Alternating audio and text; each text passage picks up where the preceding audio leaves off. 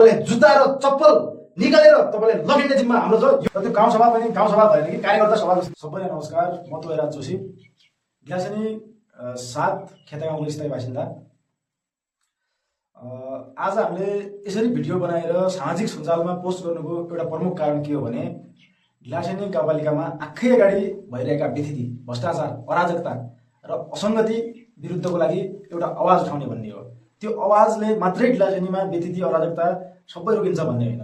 हजारौं माइलको यात्रा एउटा पाइलाबाट सुरु हुन्छ भने जस्तै म त्यो एउटा पाइला हो। कसरी भन्दाखेरि कुनै पनि कार्य एउटा सानो कार्यबाट स्टार्ट हुने गर्दछ।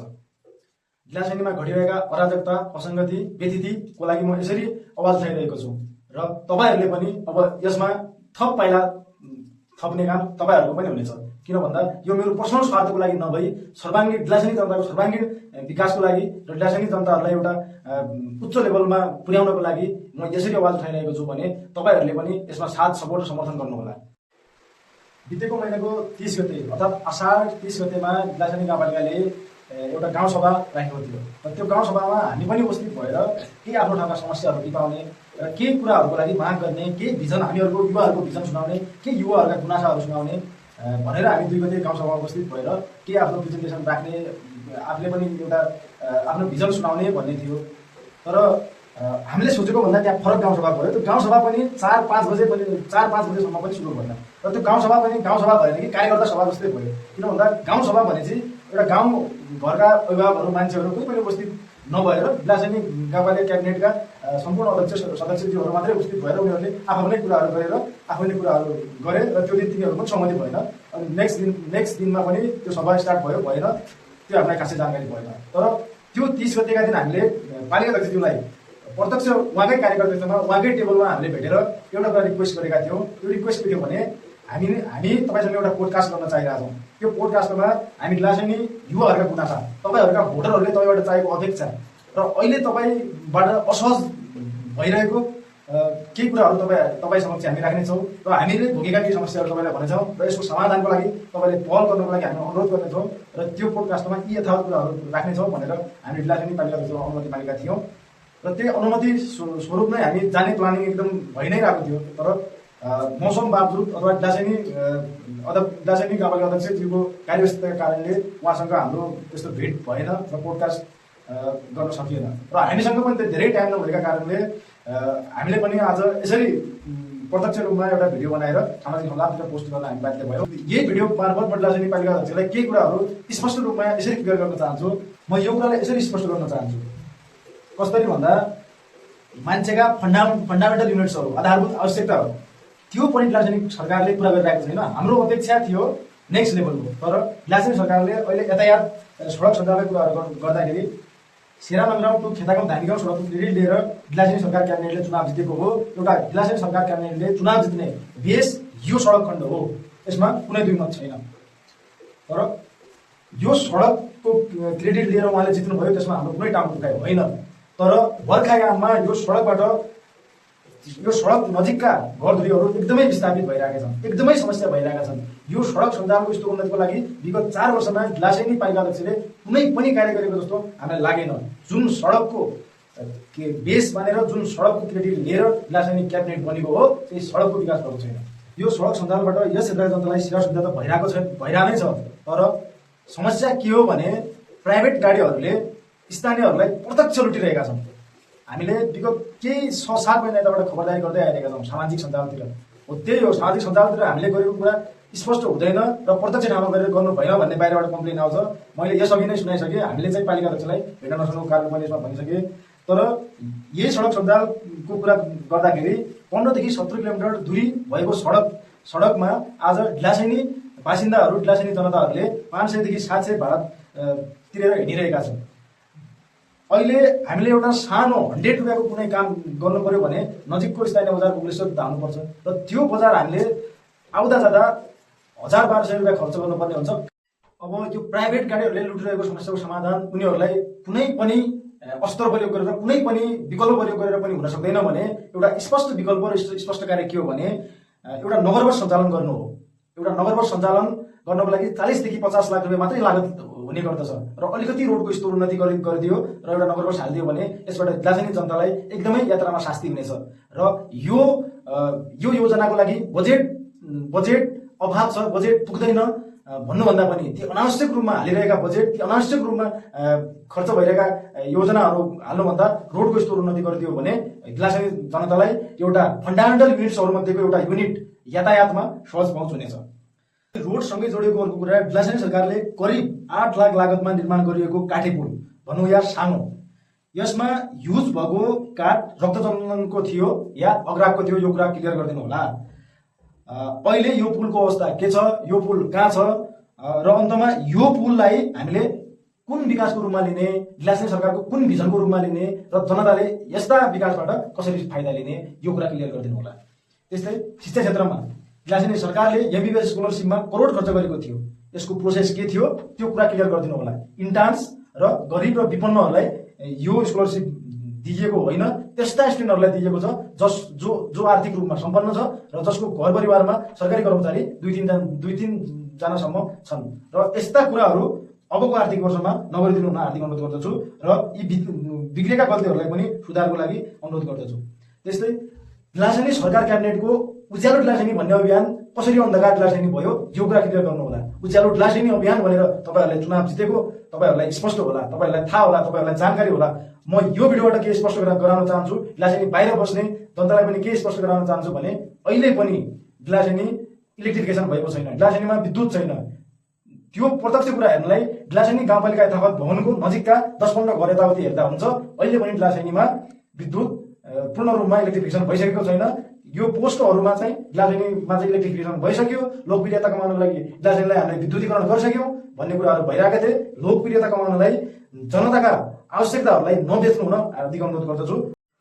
4 वर्ष अगाडि ग्लासेनी सरकार क्याबिनेटकै नेतृत्वमा गरिएको इलेक्ट्रिफिकेसनको काममा ग्लासेनी वार्ड नम्बर 7 का युवाहरूको कामको भुक्तानी उहाँहरूले पाउनु भएको छैन र यो भुक्तानी उहाँहरूलाई दिलाउन हार्दिक अनुरोध गर्दछु। कुनै पनि गरिबको, कुनै पनि युवाहरूको पैसा यसरी खान पाइँदैन। होसियार ग्लासेनी सरकार यो विद्युत क्षेत्रमा काम गर्ने ती युवाहरूको भुक्तानी होस्, यसको लागि पनि अनुरोध गर्न चाहन्छु। अनि ग्लासेनी सरकारले चुनाव जित्नुभन्दा पहिला बजार व्यवस्थापनका कुराहरू पनि गर्नुभएको थियो, याद होला, त्यो कुरा सम्झाउनु पर्दैन। तर अहिले ग्लासेनी गाउँपालिकाका उपभोक्ताहरूले यति समस्या भोगिरहेका छन् कि एमआरपी र एक्सपायर डेटको यति धेरै समस्या छ। खेतागाउँ, धामीगाउँ अथवा कुनै पनि यो ग्लासेनी, गोकुलेश्वर यताउति सबै जुनसुकै ठाउँमा नि बजार रहेको ठाउँमा हेर्ने हो भने 20 रुपियाँ पर्ने एउटा एमआरपी 20 रुपियाँ भएको एउटा नुनलाई 35 रुपियाँ हालेर ग्लासेनीका उपभोक्ताहरूले उपभोग गरिरहेछन्। यो समस्याको समाधान होस्, ग्लासेनी सरकारले यो समस्याको समाधान गर्नको लागि बजार अनुगमन गरिदियोस्। ग्लासेनी जनताहरू दिनानु आँखै अगाडि लुटिरहेका छन् र प्रत्यक्ष हामीहरू पनि लुटिरहेका छौँ। हामीले त्यो कसैलाई कराउनु भन्दा यसरी हामी कुरा राख्न चाहन्छौँ। अब ग्लासेनी गाउँपालिकामा एउटा धेरै ठुलो समस्या उपभोक्ताले के भोगिरहेको छ भने जति पनि ग्लासेनी गाउँपालिकामा सञ्चालन भएका इलेक्ट्रिकल मिलहरू छन्, ती मिल सञ्चालकहरूले ग्लासेनी मिल उपभोक्ताहरूलाई कुटाई पिसाई पेलाइमा आँखै अगाडि यति धेरै लुटिरहेछन् कि त्यसको हिसाब गर्दाखेरि ठुलो मात्रामा रकम उठिरहेको छ। ग्लासेनी जनताहरू, ग्लासेनी उपभोक्ताहरू ती मिलहरूबाट, मिल सञ्चालकले प्रत्यक्ष लुटिरहेका छन्। यो विषयमा पनि ग्लासेनी गाउँपालिकाले अनुगमन गरोस्। कसरी लुटिरहेको छ भन्दा म एउटा उदाहरणबाट जान चाहन्छु। मैले डिप्लोमा अध्ययन गर्दै गर्दा एउटा तराईको मिल, जुन मिलको राखिएको भवन भाडामा थियो, उसले मासिक भाडा तिरिरहेको थियो र मिल, इलेक्ट्रिकल मिल नै त्यहाँ सञ्चालन भइरहेको थियो। यहाँको भन्दा धेरै ठुलो मिल थियो फेरि, होइन? तर त्यहाँको कुटाई पिसाई पर केजीको 2 देखि 3 रुपियाँ चार्ज गरिरहेको थियो भने यहाँ चाहिँ एउटा सानै मिलहरू पनि छन्, सिंगल फेज मिलहरू पनि छन्, 3 फेज मिलहरू पनि छन्, तर एउटै मोटरबाट मात्रै पनि ती सञ्चालन भइरहेका छन् भने तिनीहरूले चाहिँ कुटाई र पिसाईको 5 देखि 6 रुपियाँ चार्ज गरिरहेछन् र पेलाइको 10 देखि 50 रुपियाँ चार्ज गरिरहेछन् भन्ने यो समस्या धेरै पहिलेदेखि हामीले भोगिरहेका छौँ र सुन्नमा पनि हिजो अस्तिबाटै अब यो गाउँ ठाउँको मान्छेले तपाईँहरू यस्तो गर्दै हुनुहुन्छ भने यो कुरा पनि तपाईँले उठाइदिनु होला भनेर गाउँघरबाट हामीलाई पनि खबर गर्नुभएको छ। यदि यो कुराको आर्थिक वर्ष 83-84मा समाधान भएन भने ग्लासेनी क्याबिनेटमा अहिले जति पनि जनप्रतिनिधिहरू हुनुहुन्छ 84मा तपाईँहरूले भोट माग्न, यो यिनी समस्याहरूको समाधान नगरी तपाईँहरूले भोट माग्न आयो भने तपाईँले जुत्ता र चप्पल निकालेर तपाईँले लगिने जिम्मा हाम्रो छ। यो मेरो चेतावनी हो, ध्यान दिनु होला, होस पुर्याउनु होला, यति भन्न चाहन्छु। ग्लासेनी जस्तो पवित्र ठाउँमा अर्को एउटा यति धेरै ठुलो समस्या छ। बितेका 5-7 वर्ष यताबाट एउटा समस्या, साँच्चीकै समस्या छ। ग्लासेनीका युवाहरू बढ्दो समयको फ्रस्ट्रेसन र तनावका कारणले अहिले ग्लासेनीका युवाहरू मदिरामा लिप्त भइसकेका छन् 10-15 वर्षदेखि माथि 60-65 वर्षसम्मका बालकदेखि बुढासम्मै भनौँ न अहिले मदिरामा लिप्त भइसकेका छन्। तर मदिरामा लिप्त हुनुको अरू पनि थुप्रै कारणहरू होला, तर एउटा प्रमुख कारण के छ भने अहिले ढिलासेनी गाउँपालिकामा हचुवाको भरमा भनौँ या अनावश्यक सञ्चालन भइरहेका, अनएक्सपेक्टेड टाइममा सञ्चालन भइरहेका, 24 घण्टा सञ्चालन भइरहेका ती मदिरा पसलहरू छन्। ती मदिरा पसलहरूको नियमन गर्नुपर्छ भन्ने मेरो माग हो।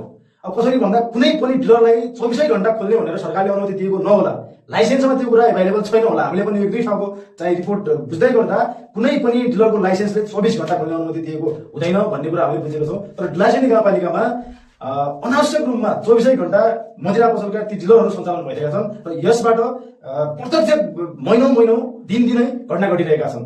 युवाहरू रक्सी खाइरहेका हातमा कुट्ने, लड्ने र भिड्ने भइरहेका छन्। त्यसबाट डिलरले पनि फाइदा लिने र नजिकको स्थानीय प्रहरी चौकीले पनि फाइदा लिने र युवाहरूलाई चाहिँ यसरी मार गर्ने कुरा गरेको छ। तर यसको प्रत्यक्ष असर त ढिलासेनी जनताहरूलाई नै भइरहेको छ।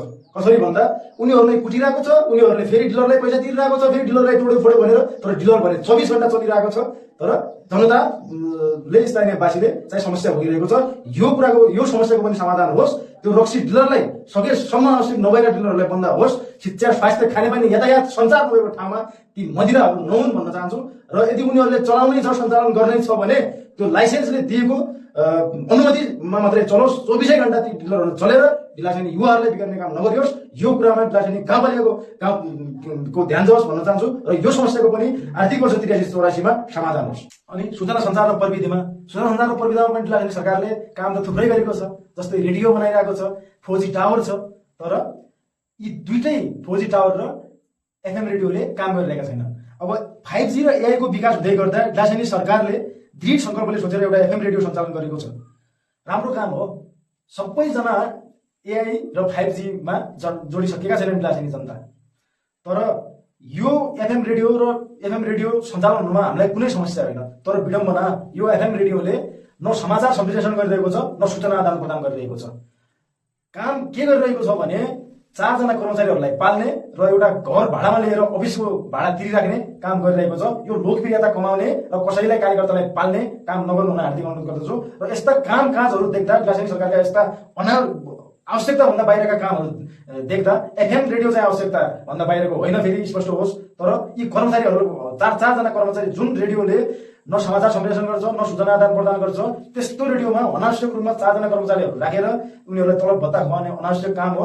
र यस्ता कामहरू देख्दा काम होइन, कामचोरी जस्तो फिलिङ हुन्छ हामीहरूलाई। र कमिसन र भ्रष्टाचार गर्ने स्पष्ट पाटाहरू हुन् भन्ने क्लियर हुन्छ। यस्ता कामहरू देख्दा विगत 2-3 वर्ष यता 4 जना कर्मचारीहरूलाई राखेर उनीहरूलाई तलब भत्ता खुवाउने बाहेक यो रेडियोको कुनै पनि काम छैन। स्पष्ट होस्, आर्थिक वर्ष 83-84 मा यो समस्याको समाधान होस्। अनि त्यस्तै एउटा नेटवर्कको नमुना 4G टावर पनि बनेको छ।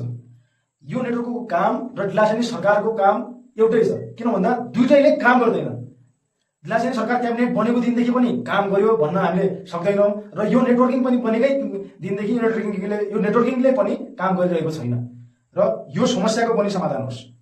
अबको आर्थिक वर्ष 83-84 मा यो नेटवर्किङ बनोस् र बल्ल फेसबुकतिर पोस्ट होस्। अनावश्यक रूपमा लोकप्रियता कमाउनको लागि ती अनावश्यक पोस्टहरू नगरियो।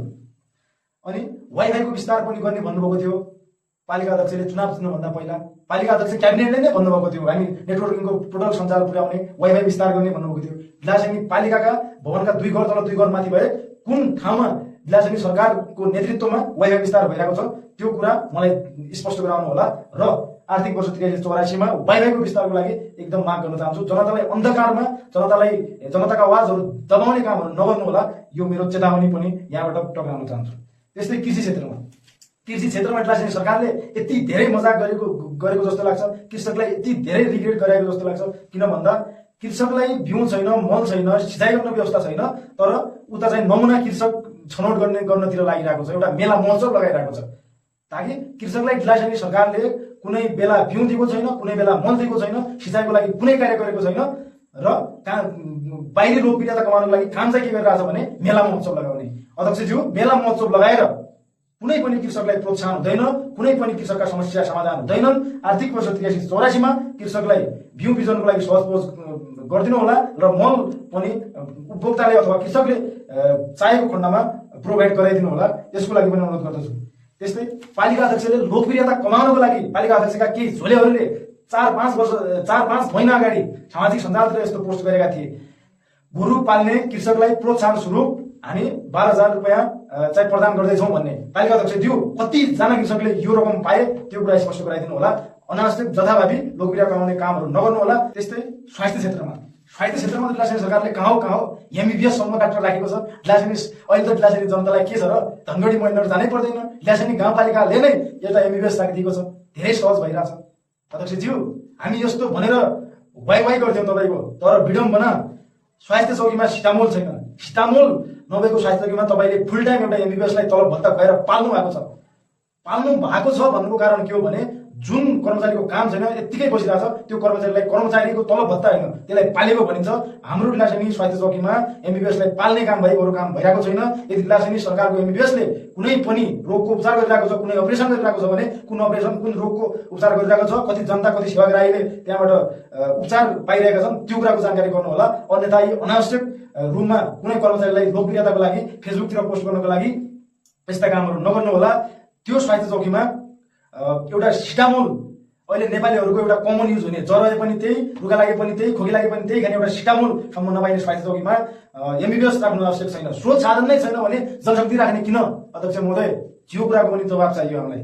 स्रोत साधन सिटामोल नहुने राख्नलाई चाहिँ जनशक्ति एमबीबीएस राख्ने र राज्यको पैसा यत्तिकै खन्याउने, कसैलाई पाल्नको लागि तपाईँलाई त्यो पोस्टमा पुर्याएको होइन। यो कुरा खबरदार होस्। अनि अर्को कुरा, डिलासेनी दशैं अस्पतालको ठेका रद्द कसरी भयो यो कुरा पनि जानकारी गराउनु होला। तपाईँले डिलासेनी सरकार क्याबिनेटमा गइसकेपछि यहाँ एउटा दशैं अस्पताल बन्ने। त्यस्तै खानेपानी क्षेत्रमा पनि डिलासेनी सरकारले आफ्नै पहलमा त्यस्तो धेरै कामहरू गरेको त मलाई जानकारी छैन। तर 1-2 योजनाहरू यस्ता हालेका छन् डिलासेनी सरकारले खानेपानी भनेर, जुन ठाउँमा 1 लाखको पनि काम छैन त्यो ठाउँमा 5-10 लाख रुपियाँ खन्याएको छ र त्यो ठाउँमा फेरि काम 1 लाखको भएको छ तर 5-7 लाख रुपियाँ डिलासेनी सरकारको भिजनले चाहिँ त्यो ठाउँमा 5-7 लाख रुपियाँ खन्याएको छ। त्यस्तै खानेपानीमा डिलासेनी सरकारले कुनै पनि कार्य गरेको छैन। 1.5 करोडमा बनेका खानेपानीका योजनाहरूको अहिले ठप्प छन्, अहिले बन्द छन्। डिलासेनी सरकार आइसकेपछि हामी यो ठाउँमा खानेपानी पुर्याउँछौँ, हामी यो ठाउँमा विद्युत पुर्याउँछौँ, हामी यो ठाउँमा स्वास्थ्य पुर्याउँछौँ भनेको थियो। तर बेसिक निड एउटा खानेपानी फन्डामेन्टल युनिट क्षेत्रको एउटा युनिट खानेपानी ड्रिङ्किङ वाटर जो 1.5 करोड लगानीमा बनेको एउटा खानेपानी थियो त्यसको पूर्ण सञ्चालन किन नगरेको यो कुराको जानकारी गराउनु होला। अर्को सबैभन्दा ठुलो समस्या के रहेको छ भने डिलासेनी गाउँपालिकामा आर्थिक वर्ष 82-83मा जति पनि योजना सम्पन्न भए ती मध्ये 90% योजनाहरू न पर्यावरणलाई फाइदा हुने, न प्रकृतिलाई फाइदा हुने, न पब्लिकलाई फाइदा हुने कुनै पनि आवश्यक योजनाहरू थिएनन्।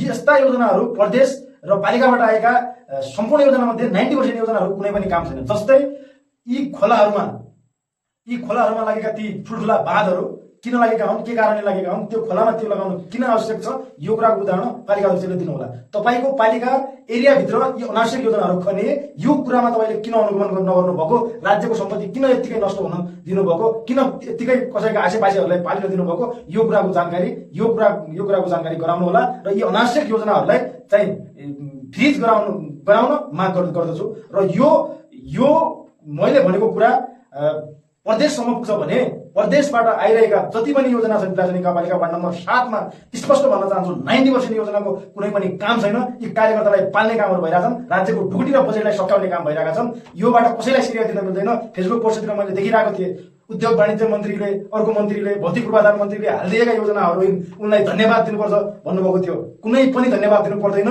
यी योजनाहरू कार्यकर्तालाई पाल्ने भोट कमाउने योजनाहरू हुन्। डिलासेनी वार्ड नम्बर 7मा आर्थिक वर्ष 83-84मा सम्पन्न भएका योजनाहरू अहिले ती योजनाहरू खोज्न गयो भने पनि खोलामा नभेटिने छन्। र जति पनि योजनाहरू बनेका थिए ती योजनाहरूको कुनै पनि कार्य छैन। त्यो कार्यकर्ता पाल्ने योजनाहरू दिने सरकार मुर्दाबाद भन्न चाहन्छु। र यस्ता योजनाहरू आगामी दिनमा नदिउन् यसको लागि अनुरोध गर्न चाहन्छु। आर्थिक वर्ष 83-84मा जनतालाई सहज पहुँच हुने र फर्स्ट प्रायोरिटीमा कुन काम गर्नुपर्छ, सेकेन्ड प्रायोरिटीमा कुन काम गर्नुपर्छ भन्ने योजनाहरू मात्रै आउन्। यस्ता अनावश्यक योजनाहरू, खोलाहरूमा दिवाल लगाउने, अनावश्यक खोलाहरूमा फेरि पहिरो नै नगएको ठाउँमा दिवाल लगाउने योजनाहरू नआउन्। राज्यको ढुकुटीलाई यत्तिकै खोलामा फालेर नसकुन् भन्न अनुरोध गर्दछु। त्यस्तै डिलासेनी सरकारले चुनाव जित्नुभन्दा पहिला गोरेटो बाटोहरू बनाउँछौँ, हामी सडक सञ्जाल विस्तार गर्छौँ हामी भनेका थिए। तर कति गोरेटो बाटो तपाईँको पालिकाको क्याबिनेटबाट तपाईँको पहलमा कतिवटा गोरेटो बाटो बने यो कुराको जानकारी गर्नु होला।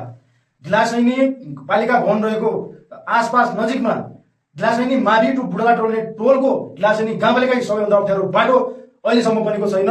त्यो ठाउँमा 4-5 जना साना नानीहरू र एउटा अपाङ्ग शिक्षक सही यात्रा गरिरहेछन् त्यो कुराहरू इलाका सरकारले नदेखेको पनि होइन, किन यसरी इग्नोर गरेको यो कुराको पनि जानकारी दिनु होला र आर्थिक वर्ष 83-84 मा यो समस्याको पनि समाधान होस्। तपाईँले कुनै पनि कुरो बनाउनु भएको छैन, तपाईँले चुनाव जित्नलाई मात्रै यस्तो स्क्याम दिनुभएको रहेछ भन्ने कुरा स्पष्ट भएको छ। अनि अर्को कुरा अन्तमा म यसरी क्वेसन राख्न चाहन्छु, उज्यालो ढिलासेनी अन्धकार हुनुका कारणहरू के हो? तपाईँको अभियानको मूल एजेन्डा थियो उज्यालो ढिलासेनी अन्धकार, उज्यालो ढिलासेनी भन्ने तपाईँको एजेन्डा थियो, तर उज्यालो ढिलासेनीलाई तपाईँले अन्धकार कसरी बनाउनु भयो यो कुरा जानकारी गर्नु होला। साँच्चीकै ढिलासेनी विद्युतबाट पनि अन्धकार छ र विकासबाट पनि उज्यालो ढिलासेनी अन्धकार छ। अनि अर्को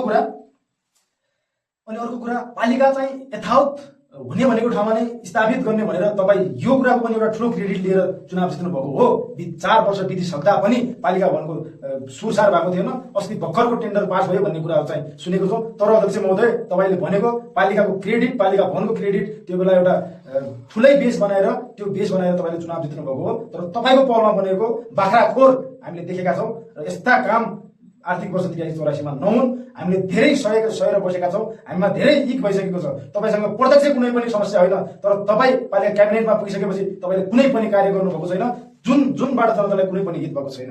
त्यस्तै म तपाईँलाई अब लास्ट क्वेसन के गर्न चाहन्छु भने, पालिका अध्यक्षज्यू बितेका 4 वर्षका कामकाजहरू हेर्दा तपाईँले आफूलाई सक्षम अध्यक्ष ठान्नुहुन्छ?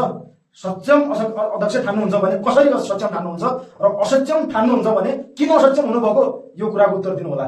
तपाईँ, म एउटा युवा हुँ, युवा जोस छ, म एउटा भिजन भएको हुँ, एउटा सिजन भएको हुँ। युवा भनेर तपाईँले चुनाव जितेको हो, यसरी लोकप्रियता कमाएर तपाईँले जित्नु भएको हो र तपाईँले अब यति कुराको जवाब दिनु होला। बितेका 4 वर्ष हेर्दा तपाईँ सक्षम हो कि असक्षम हो? सक्षम हो भने के काम गर्नुभएको छ, तपाईँको भिजनले के काम गरेको छ, र असक्षम हो भने तपाईँ असक्षम किन हुनुभएको? किन असक्षम हुनुभएको? यत्रो जनताले तपाईँलाई भोट दिएर पठायो, तपाईँ कसरी असक्षम हुनुभयो?